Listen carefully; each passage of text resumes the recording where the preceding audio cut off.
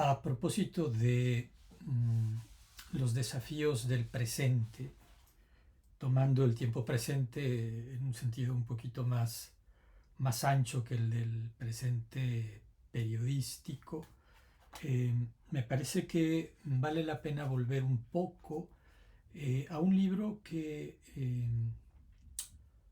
no ha tenido precisamente su recepción, entre otras cosas porque apareció en un tiempo eh, poco propicio, justo antes de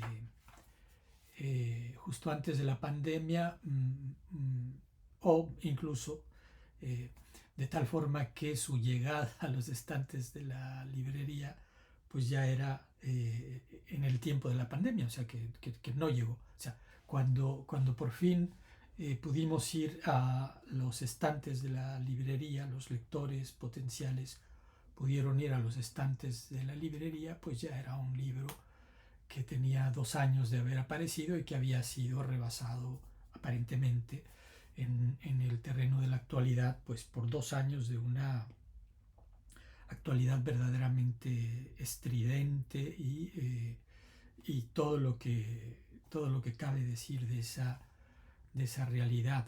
Por cierto que puedo aprovechar una pequeña digresión para decir que en breve aparecerá en Fontamara, en México, el libro en el que recojo mis propios textos de 2020-2022 en torno a las diversas conferencias, artículos, intervenciones que hice en aquella época a propósito de lo que nos estaba sucediendo, eh, bajo el título El espectro de un virus, ¿no? Entonces, eh, por si les interesa ese otro pulso tomado a nuestro tiempo, en tiempo presente, eh, pues les recomiendo la lectura de ese libro que en breve debe también llegar a los estantes de nuestras librerías, en primer lugar en México y ya para otros países, pues a partir de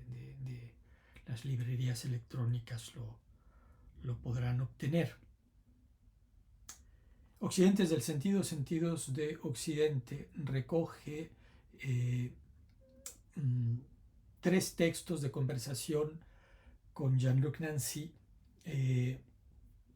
Por eso presenté este libro como, en primer lugar, un libro de Jean-Luc Nancy y en segundo lugar mío, ¿no? Primero su nombre, luego el mío. Ciertamente, aunque se trata de un libro, de un diálogo con él, el diseño, la traducción, eh, la promoción del propio libro, pues son míos, ¿no? Pero bueno, mi trabajo aquí consistió básicamente en hacerlo hablar a él, salvo en mi prólogo, donde ya construido eh, ese diálogo, esa conversación con Jean-Luc Nancy, construida esa conversación con Jean-Luc Nancy, pues hago mi propio balance en un prólogo que lleva por título Occidente y nosotros, porque cogiendo un hilo que vengo desarrollando desde que empezó mi diálogo con Jean-Luc Nancy y con Philippe Lacoue-Labarthe a raíz de mi traducción de El mito nazi, que por aquí debe estar, no lo tengo tan a la mano como yo creía. Una de las primeras cosas que yo advertía en mi epílogo del traductor titulado epílogo del traductor, pero donde justamente al traductore traditore yo le agregaba lo del traductor entrometido y me servía, aquí está, me servía de ello para señalar el falso amigo que nos hacía traducir nous por nosotros, notre por nuestro, etcétera, ¿no? No hay nada como acercarse al núcleo mismo de eso que llaman Occidente, meterse a sus entrañas, tratar de comprenderlo desde dentro, como para darse cuenta de que, bueno, justamente Occidente y nosotros, como titulo pues mi prólogo a Occidentes del sentido, sentidos de Occidente, hay que constatar pues que tienen razón, nosotros no somos Occidente, ¿verdad? En general, cuando los autores franceses, alemanes, europeos en general, estadounidenses, eh, hablan de su civilización colectiva, del occidente colectivo, no toman en cuenta ni al mundo hispánico, ni a España en particular, o muy, muy rara vez y muy, muy poco, ni mucho menos al mundo hispánico en general. Y tienen razón, porque somos mundos distintos, provenimos del mismo origen, pero somos muy distintos. España es una segunda Roma en el sentido más fuerte del término, eh, incluso más fuerte que Bizancio, ¿no? Porque Bizancio pues es una segunda Atenas más que una segunda Roma, o en fin, es una segunda Roma en otro sentido, ¿no? Es una hermana de Roma, mientras que España es una hija de Roma, ¿no? Y una hija de Roma que hizo la misma hazaña que Roma, hizo un imperio civilizacional, a la romanización le sucedió en nuestro mundo una hispanización. Y eso no es exactamente lo que lo que ha hecho Occidente, cuyo nacimiento coincide precisamente con la ruptura con la cristiandad. Occidente nace en Westfalia, con la paz de Westfalia, cuando la Francia triunfante de Mazarino, ¿no? Preparada por Richelieu en la antesala del gran momento de Luis XIV y de la Francia, primera potencia del mundo, cuando Francia, aliada con las potencias protestantes, logra romper el intento español de reunificación espiritual y civilizacional de todo el continente europeo, con la existencia ya y con el inicio ya de la civilización iberoamericana. ¿Verdad? Y entonces es en esa ruptura cuando de esa cristiandad mayor que se rompe, se pasa a esa cristiandad menor que somos nosotros, y que luego hemos sido descabezados y se nos ha impuesto una superestructura occidental de estados-nación modernos o a la moderna, pero que nunca ha cuajado, nunca. Nosotros nunca hemos pertenecido de lleno a esa civilización que se denomina Occidente. Es el lamento permanente de nuestros periodistas, la promesa constante de nuestros políticos, el lamento permanente también de nuestros medios periodísticos e intelectuales. Entonces,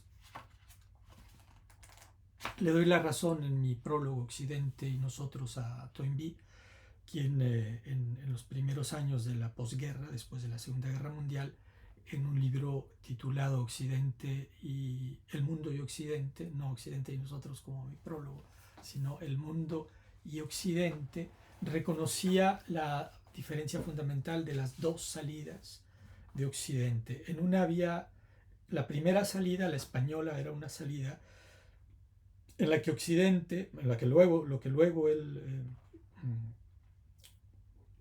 o este error de identificación va a llamar Occidente, salía cargado de su más profundo sentido, salía con España como cristiandad.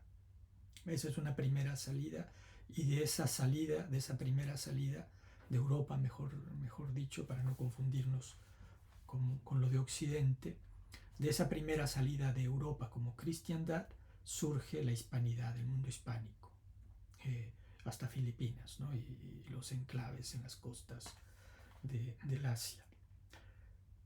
Luego a esto sucede una segunda salida donde ya no es la cristiandad, sino es un Occidente vaciado de sí mismo, Occidente, ¿verdad? Las potencias westfalianas, que ya lo que buscan no es cristianizar, no es civilizar siquiera, sino que lo que buscan es su interés. Esa es la segunda salida de Europa, ya no como cristiandad, sino como Occidente. Entonces, aunque venimos del mismo tronco, aunque tenemos mucho en común, aunque así como en Iberoamérica hay una profunda intrahistoria que no es westfaliana, en países como Suecia o como Inglaterra hay un resto de estas capas profundas históricas, ¿no? Que hacen que algunos de sus más altos intelectuales, reanudando con lo más profundo de su historia, se conviertan al catolicismo, ¿no? Como Chesterton, como Newman, eh, etcétera, ¿verdad?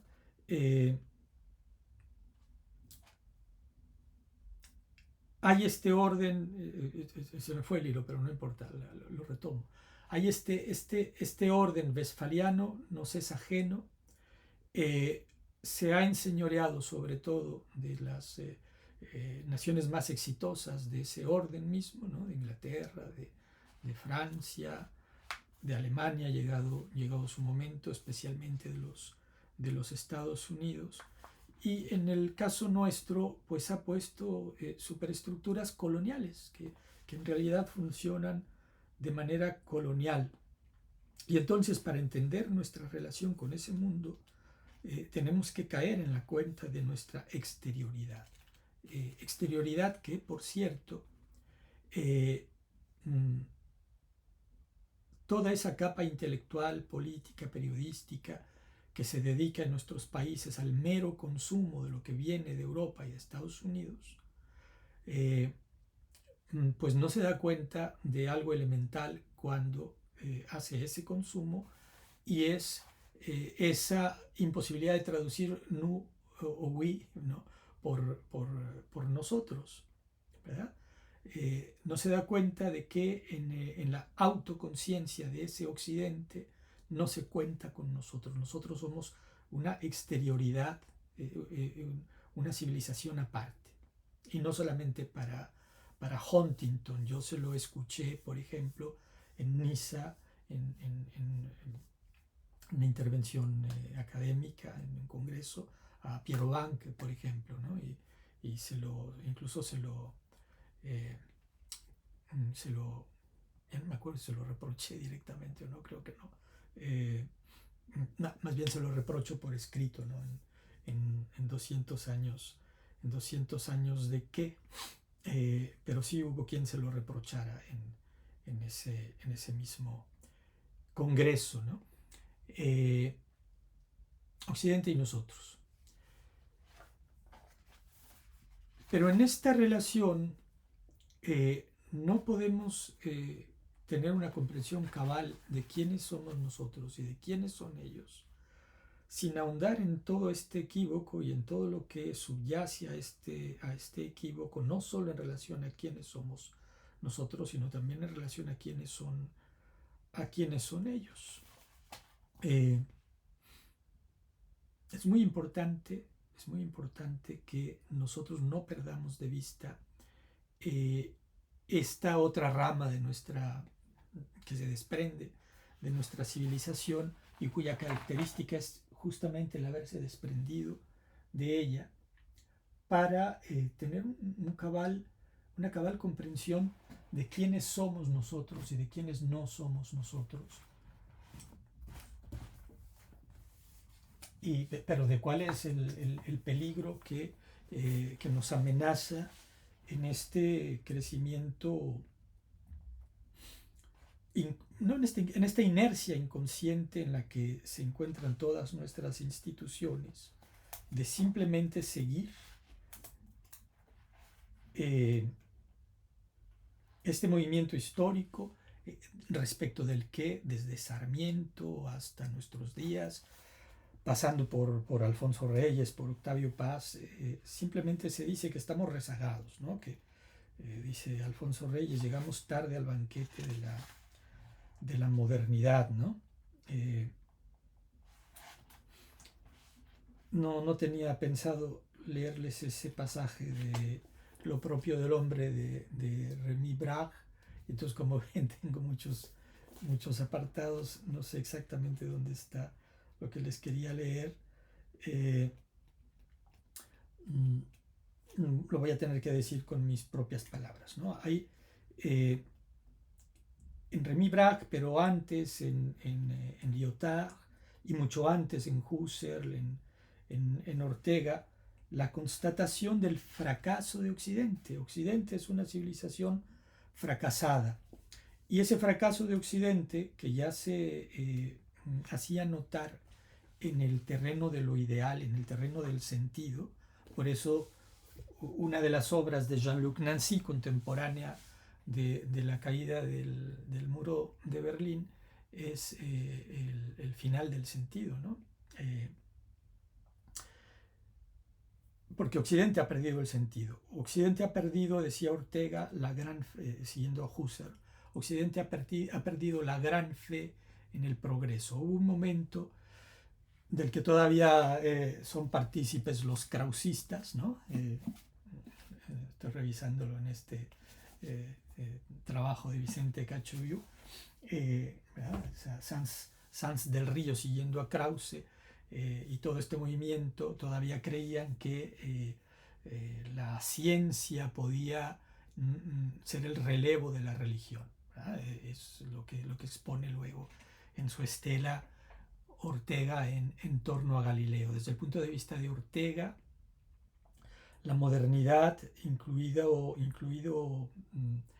Descartes y Galileo incluidos en ella, fue la época de la religión racional, la época de la gran fe en la razón, donde se supone que toda Europa dejó atrás al cristianismo como sentido histórico y adoptó en su lugar a la fe en la ciencia como sentido histórico.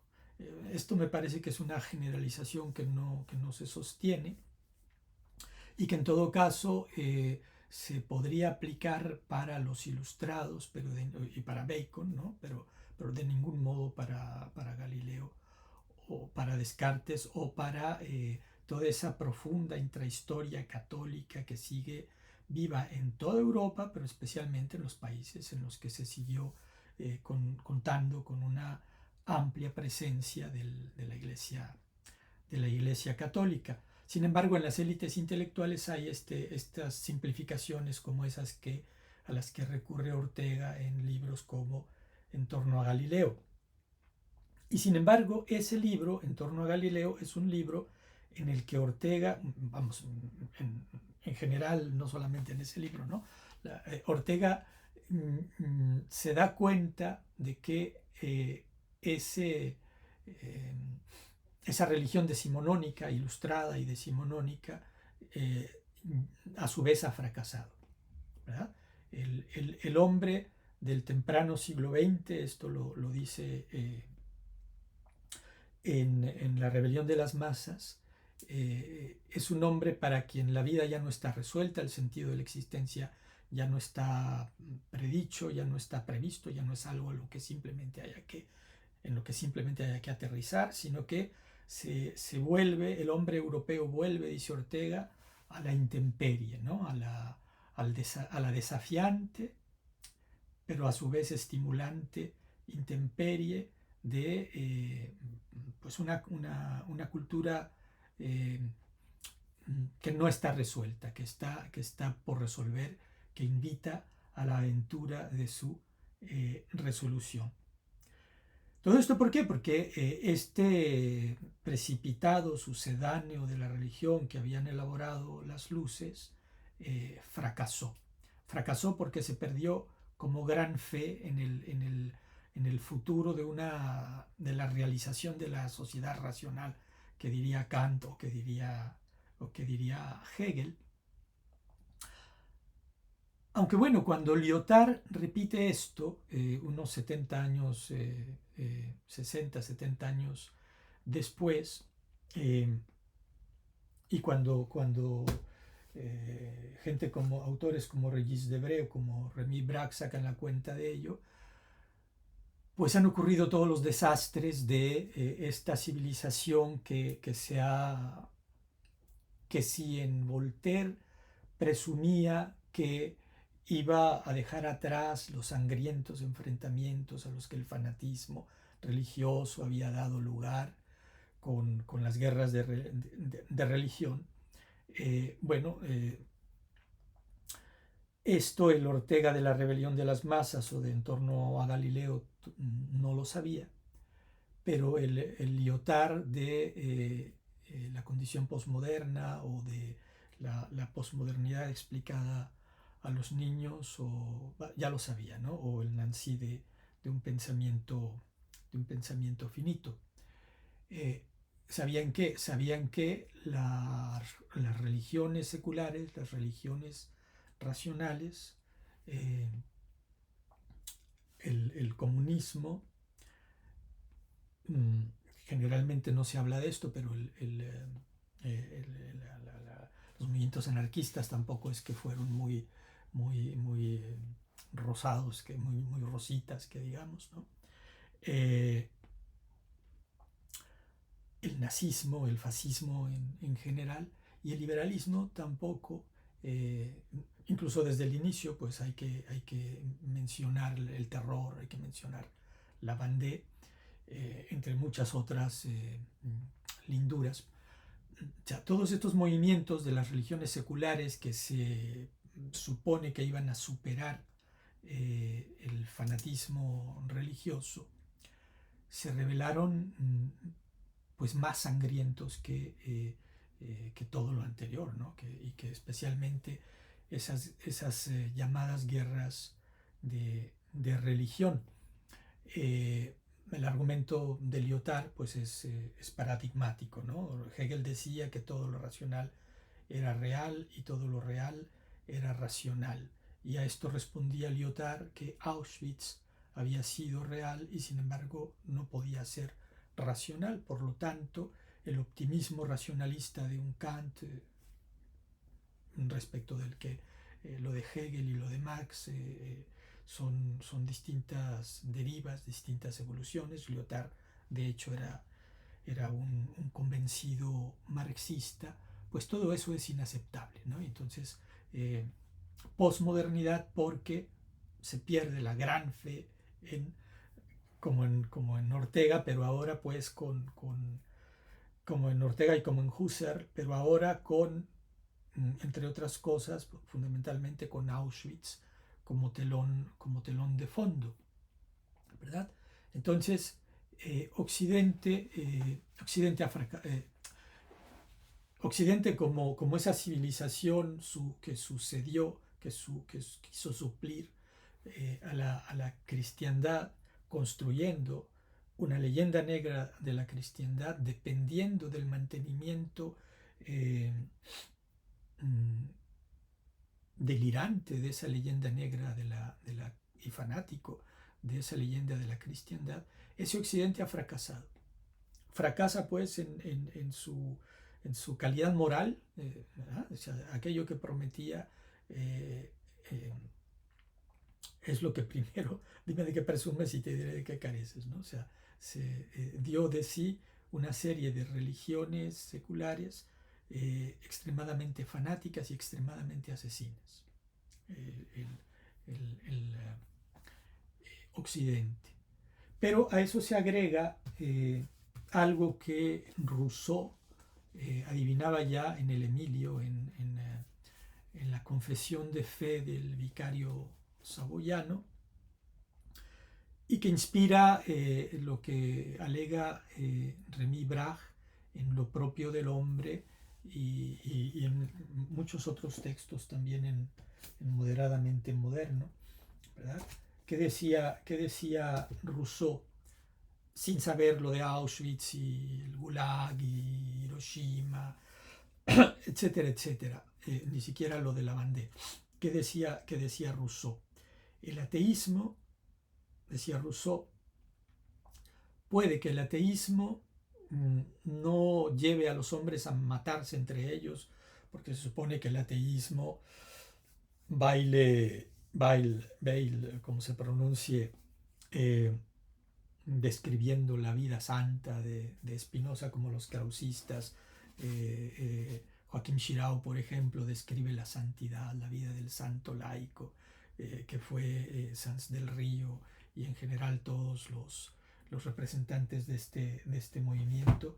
El ateísmo puede que sea tolerante y tranquilo y puede que no mate a nadie, cosa que, bueno, después de Stalin, Hitler, Mao y compañía, ya sabemos que sí que mata y que sí que produce tremendos fanatismos.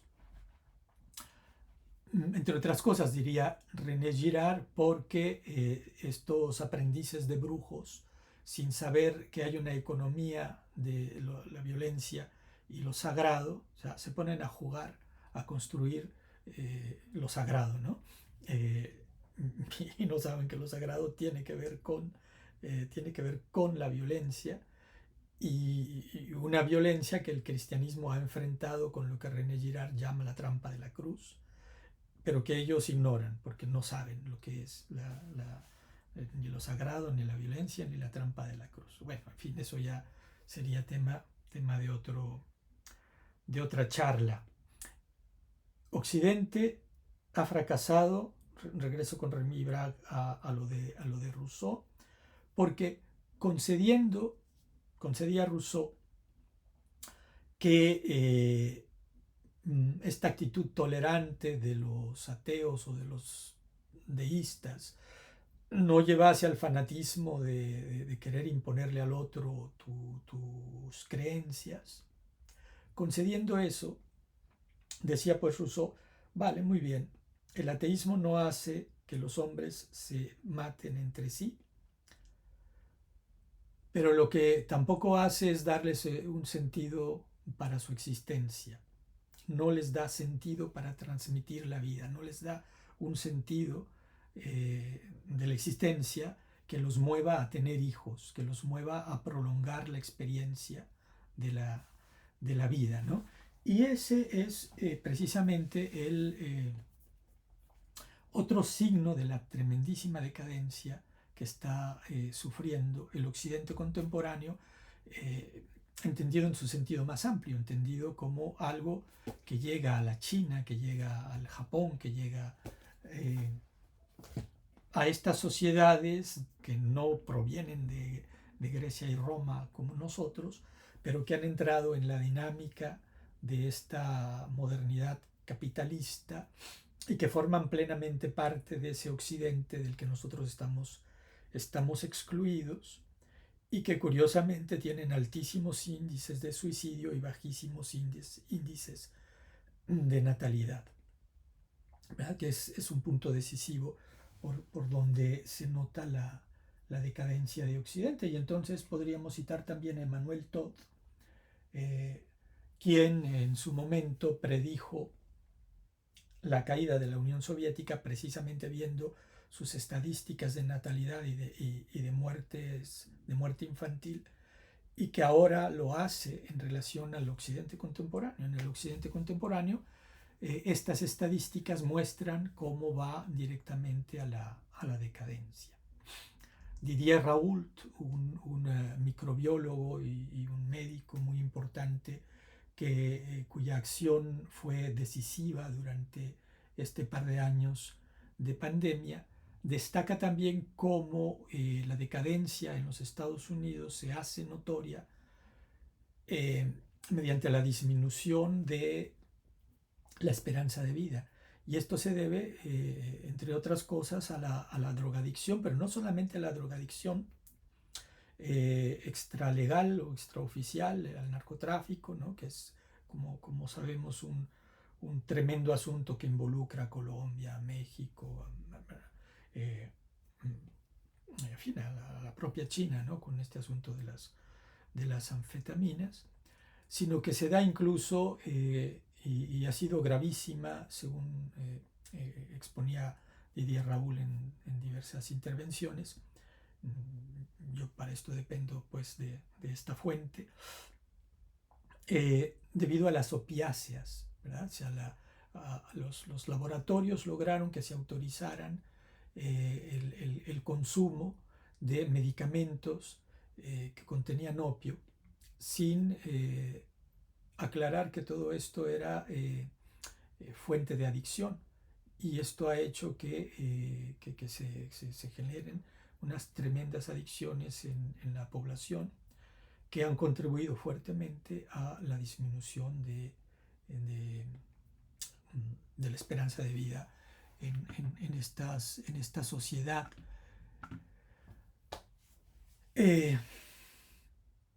Sociedades en las que se ha perdido el sentido de la vida.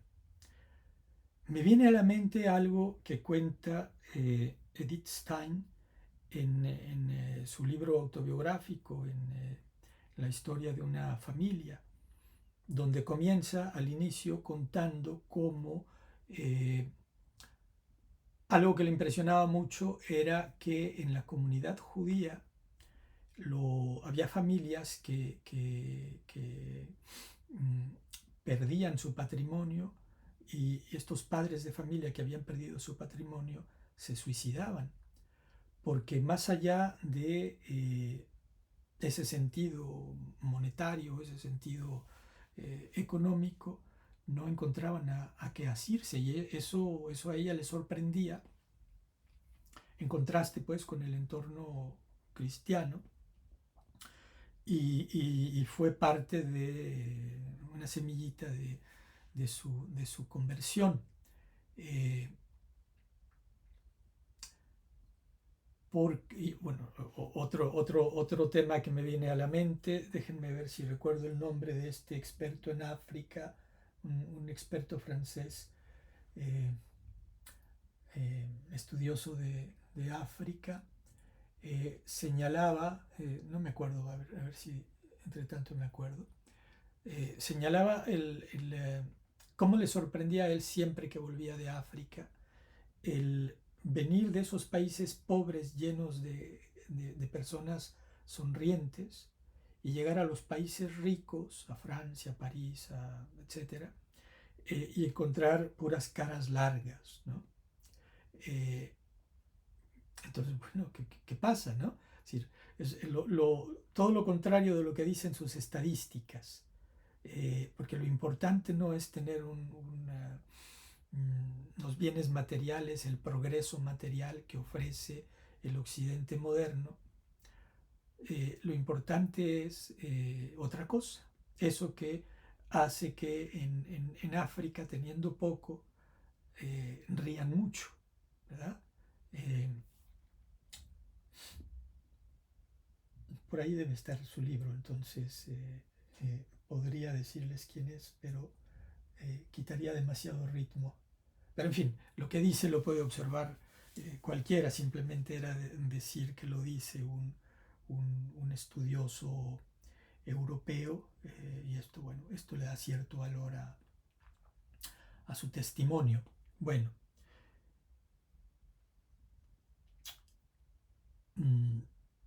también se podría hablar de su desplazamiento económico, de su desplazamiento geopolítico, de la triste figura que hacen ahora mismo sus representantes políticos. Regreso a mi conversación con Jean-Luc Nancy y les leo unas paginitas que nos dan una pista interesante de cómo hacer ese diagnóstico de una manera un poco más profunda que en relación a la mera actualidad. En el 2018, si no recuerdo mal, le escribí yo a Nancy lo siguiente.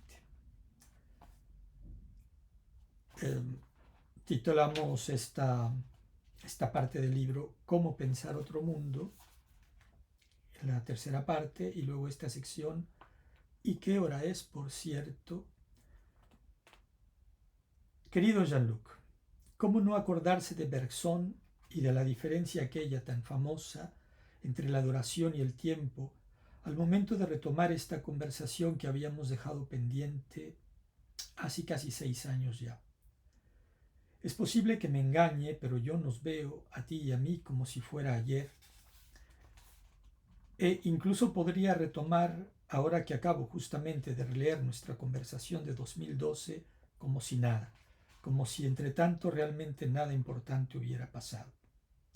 Y sin embargo, el mundo, y en el mundo Francia y México, y más ampliamente Europa y las dos Américas, por quedarnos en esto, ha cambiado mucho en verdad, y me gustaría entonces retomar nuestra conversación como quien pregunta la hora que es antes de pedir otra taza de café u otra copa de vino u otra cerveza, preguntándote cómo ves algunas de las transformaciones más importantes del último lustro que, de cualquier manera, no es del todo cierto que haya pasado para nada, como dice ahora mismo en Francia un ensayista muy popular.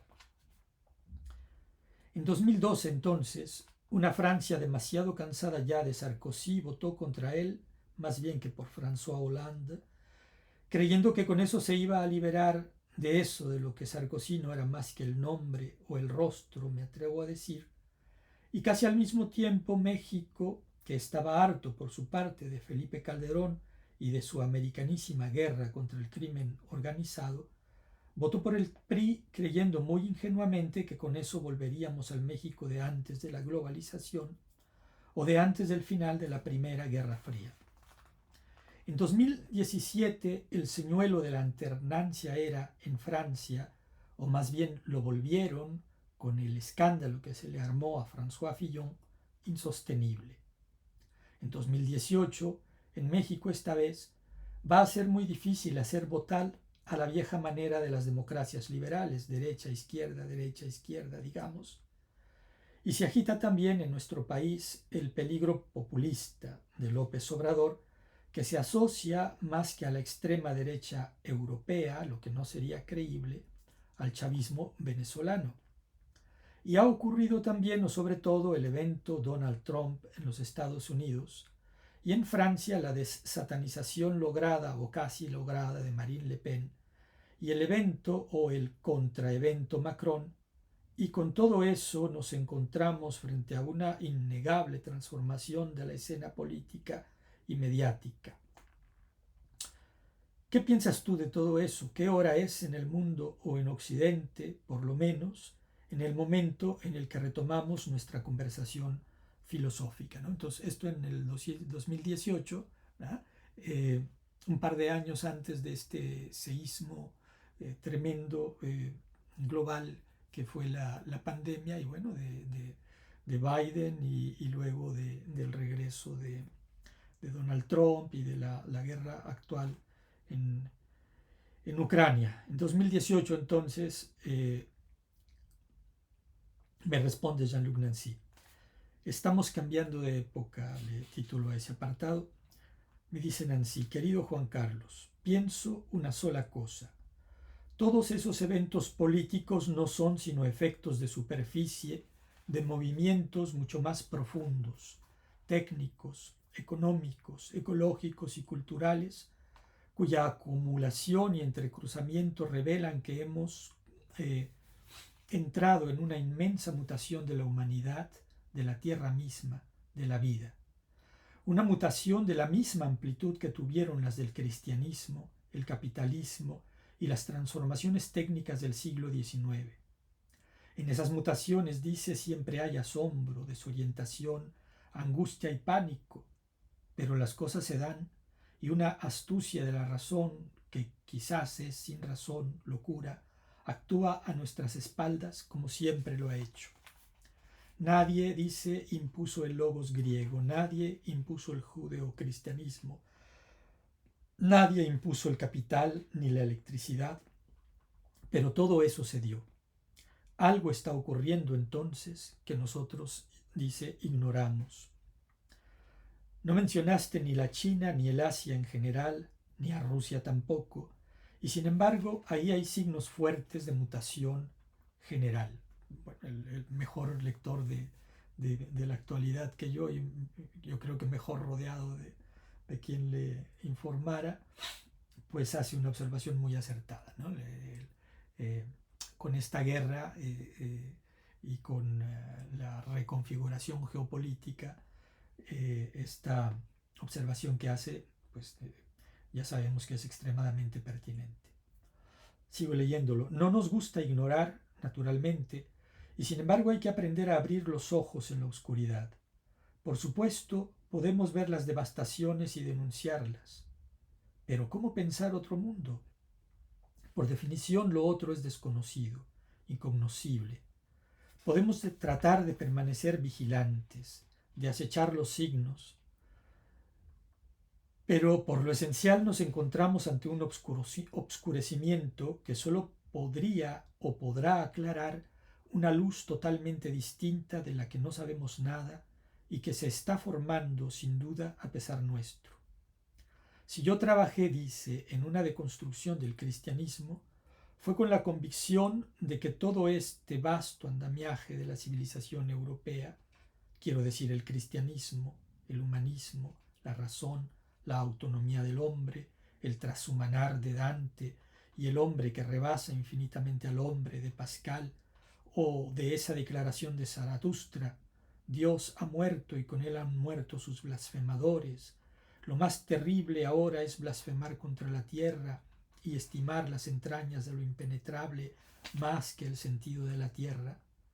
De todo eso deberían, quizás, o podrían quedar acaso algunos trazos a través de su mutación. Pero sé que es un trabajo que está lejos de haber sido completado y que no puede ser completado, pues todos seremos sorprendidos por lo que vendrá, y que no será ni Dante, ni Pascal, ni Nietzsche, que acaso concluye no será más que silencio. Y la conversación continúa, y pues para que vean la continuación los invito a adquirir este breve y muy interesante libro. Cuando lo lean verán que no les miento.